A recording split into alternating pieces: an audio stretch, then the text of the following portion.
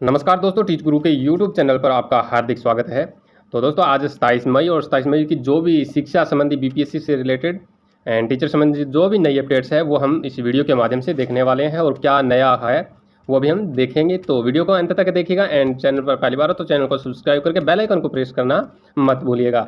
तो करते हैं आज की अपडेट्स क्या है क्या नहीं है। तो चलिए आज देख लेते हैं। नया अपडेट जारी हुआ है वो कि बिहार विद्यालय परीक्षा समिति ने जारी किया प्रोग्राम, स्कूलों को समझ नहीं आ रहा परीक्षा किसकी लें।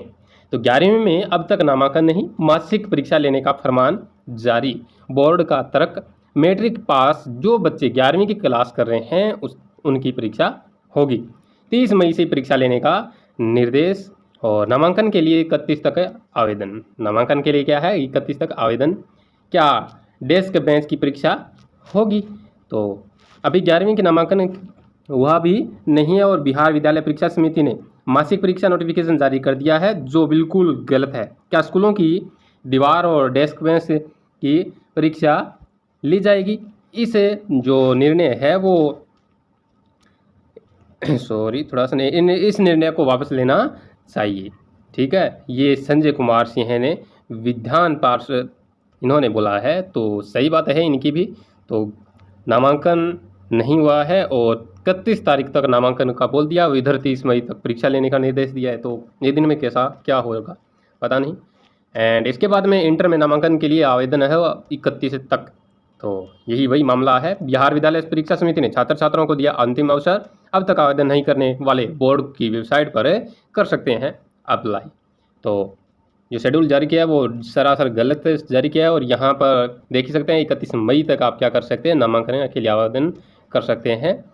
बिहार बोर्ड, सीबीएसई, आईसीएसई व अन्य बोर्ड की वैसे छात्र छात्राएं जिन्हें इस साल 10वीं की परीक्षा उत्तीर्ण की है और अभी तक स्तर 2024-26 के तहत कक्षा 11 में नामांकन नहीं कराए, ऐसे छात्र छात्राओं को सूबे के सरकारी +2 स्कूलों में इंटर में नामांकन कराने की लेकर क्या है बिहार बोर्ड ने अंतिम अवसर दिया है। बिहार बोर्ड ने नए स्तर में नामांकन के लिए ऑनलाइन आवेदन करने की तिथि विस्तारित की है और जिनके अनुसार अब इच्छुक छात्र छात्राएं आगामी 31 मई तक ऑनलाइन आवेदन कर सकते हैं। यह छात्र छात्राओं के लिए अंतिम अवसर है। इसके बाद बोर्ड द्वारा तिथि नहीं बढ़ाई जाएगी। बोर्ड ने निर्देश जारी किया है कि सरकारी वेबसाइट का उपयोग कर छात्र छात्राएं सामान्य आवेदन पत्र भर सकते हैं जिसमें वे अपनी पसंद के संस्थान को चुन सकते हैं। वहाँ सीट खाली होने पर नामांकन हो सकेगा। सीट नहीं रहने पर पसंद के अन्य संस्थानों को आवंटित किया जाएगा। वैसे प्रमुखता से उस संस्थानों में नामांकन होगा जहां के छात्र मैट्रिक परीक्षा उत्तीर्ण किए हैं। तो ये तो पहले ही बोला था कि जहां पर मैट्रिक से किए हैं वहीं पर आपका नामांकन हो जाएगा लगभग। तो देखना रहेगा आगे भी क्या होता है।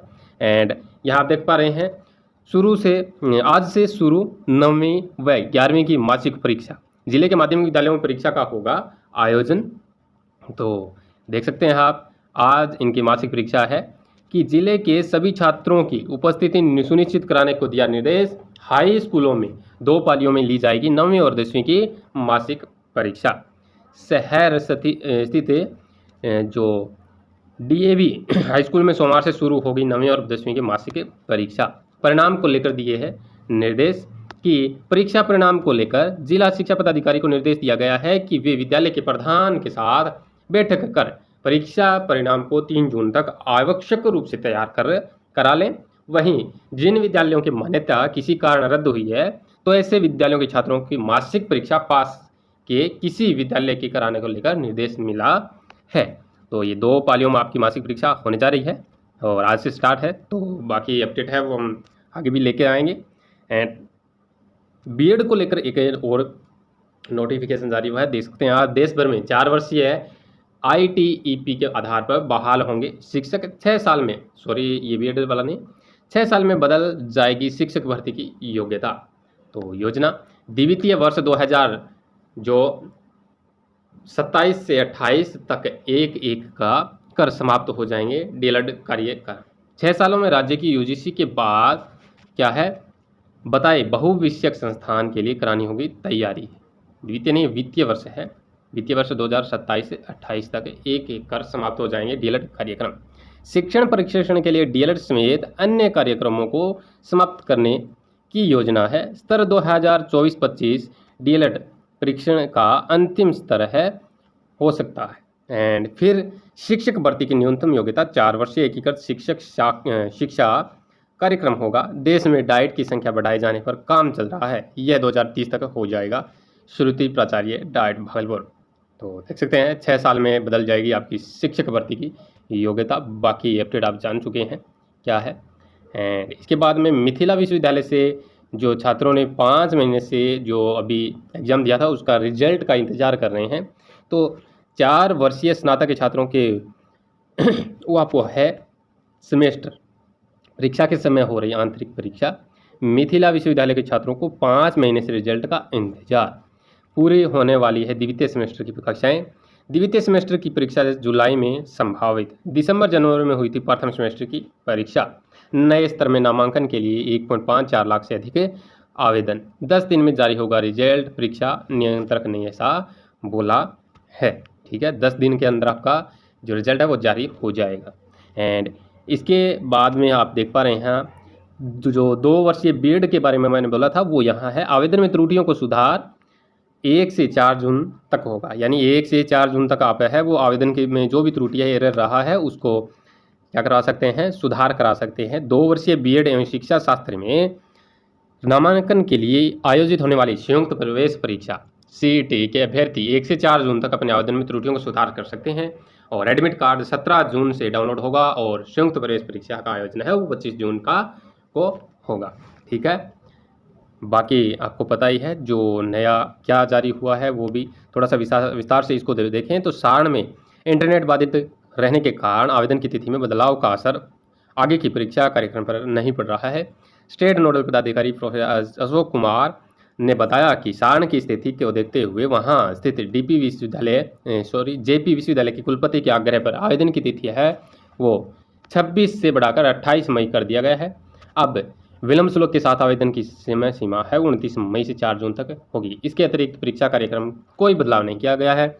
उन्होंने अभ्यर्थियों से आधिकारिक जो वेबसाइट है उसका नियमित अवलोकन करते रहने का सलाह देते हुए कहा है किसी प्रकार की तकनीकी समस्या होने पर हेल्पलाइन नंबर, ये यहाँ पर हेल्पलाइन नंबर दिए हैं 9431041694 और ईमेल पर अभ्यर्थी संपर्क कर सकते हैं। तो आप जो वेबसाइट है आधिकारिक उसको चेक करते रहिएगा, जो भी नई अपडेट्स आती है, जो भी नोटिफिकेशन आता है वहाँ डाल दिया जाता है। बाकी मैं भी आपको अपडेट करता रहूँगा। तो इसके बाद में आप देख पा रहे हैं सरकारी स्कूलों में 3012 करोड़ से बनेंगे वर्ग कक्ष, शौचालय व लाइब्रेरी। सूबे के विद्यालय में आधारभूत संरचना का होगा निर्माण, आम लोग भी करेंगे मॉनिटरिंग। ठीक है, तो क्या क्या रहेगा वो देख लें। समाधान के जो मुख्य बिंदु है वो देख लेते हैं। वही मामला है सरकारी स्कूलों में 3012 करोड़ में हो गया निर्माण। तो विशेष क्या है इसमें, समाधान के मुख्य बिंदु है वो देख लेते हैं। विद्यालय में इंफ्रास्ट्रक्चर को पूरा करने का में क्या कमी है और उसे दूर करने की अधिकारियों ने उसी अनुसार योजना स्वीकृत किया नहीं। दूसरा है विद्यालय में वर्गवार कितने बच्चे और विद्यालय में कुल कितने शिक्षक है। तीसरा है स्कूल में कितने कमरे हैं, इनमें से कितने में पढ़ाई होती है और कितने का लैब, लाइब्रेरी और कार्यालय आदि के लिए इस्तेमाल होता है। चौथा है शिक्षा के अधिकार कानून के तहत प्रति शिक्षक एक कमरा उपलब्ध कराया गया है या नहीं। तो ये मामले है वो अभी सरकारी स्कूलों के हैं। 3012 करोड़ से निर्माण कार्य पूरा होगा। तो एक मैं अपडेट दिखाऊंगा आपको आगे। यहाँ देख पा रहे हैं 367 छात्र छात्राओं को पढ़ा रहे सिर्फ 2 शिक्षक। तो ऐसी जहाँ व्यवस्था है उसको भी ठीक किया जाएगा इसी बजट से। रियाम पश्चिम के उत्क्रमित मध्य विद्यालय चंद का बजट बलाट का हाल देख सकते हैं आप। कितने 267 छात्र छात्राएं हैं, 367, और उनको सिर्फ ही 2 शिक्षक क्या कर रहे हैं, हैंडल कर रहे हैं, पढ़ा रहे हैं। तो शिक्षा व्यवस्था आप भी सोच सकते हैं कैसे बदलेगी। ठीक है, उत्क्रमित मध्य विद्यालय चनका ब्लाट के बाहरी परिसर में बच्चे व महिलाएं, स्कूल जाने वाली मुख्य सड़क पर जल जमाव, स्कूल के खुले कैंपस में बकरियों का जमावड़ा। तो आप समझ ही चुके हैं कैसी व्यवस्था है स्कूल की और कब तक बदलेगी इसकी तो आप आशा कर भी सकते हैं इस आधार पर। एंड बाकी देखना रहेगा क्या रहने वाला है इनका। एंड इसके बाद में आप देख सकते हैं मुख्य अपडेट, डिप्लोमा पर नियुक्त कंप्यूटर शिक्षकों की हो रही है तलाश। डीईओ ने ऐसे शिक्षकों को दिया 24 घंटे का अल्टीमेटम।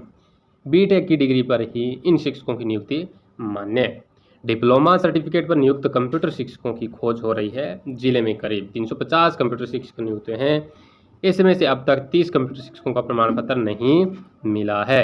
डीईओ ने ऐसे शिक्षकों को चिन्हित किया है। इन सभी कंप्यूटर शिक्षकों को 24 घंटे का अल्टीमेटम प्रमाण पत्र जारी कर दिया है।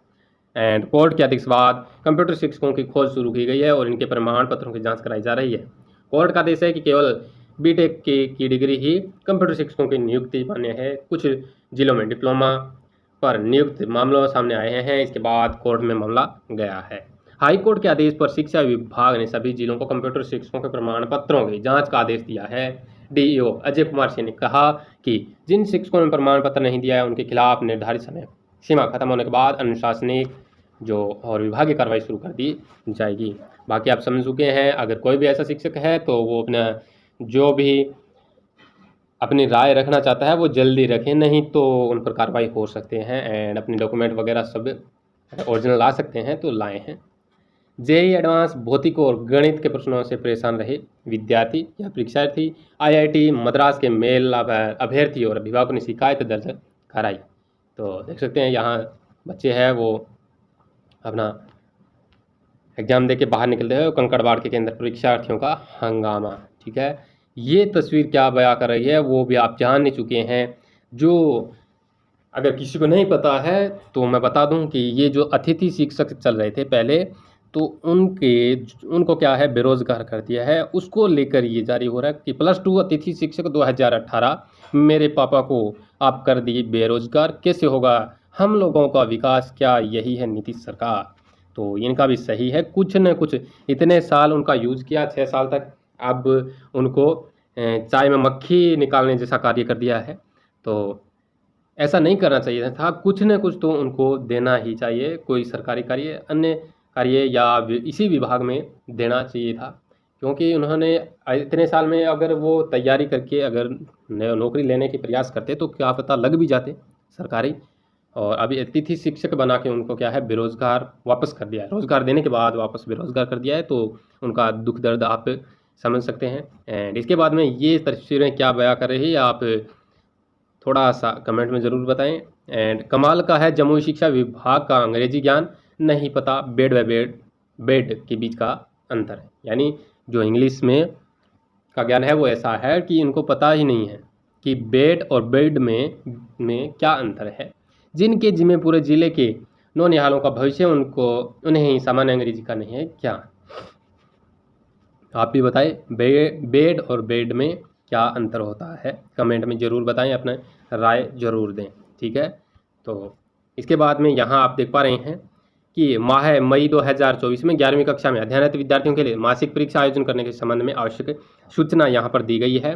11वीं कक्षा में अध्ययनरत विद्यार्थियों के लिए माह मई 2024 में मासिक परीक्षा दिनांक 30/5/2024 से 8/6/2024 तक आयोजित होगी और परीक्षा का कार्यक्रम कंडिका 7 में अंकित है। बाकी अपडेट है आप ज़रूर देखें। अगर इसको मैं ज़्यादा पढ़ने लगा तो आपको पता है वीडियो काफ़ी ज़्यादा लंबी हो जाएगी और अभी भी काफ़ी टाइम हो गया है हमें।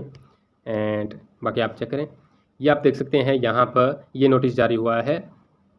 एंड दिनांक 22/5/2024 की अपराह्न में जो है 5:43 बजे प्रखंड साधन सेवा से ये सहवाड़ा के है द्वारा विद्यालय का निरीक्षण किया गया। निरीक्षण का समय शिक्षकों की उपस्थिति की स्थिति निम्न प्रकार है। तो ये कैसा निरीक्षण है? अरे 5:45 बजे ये आप निरीक्षण कर रहे हैं, तो ये कौन सा कहाँ का नियम है?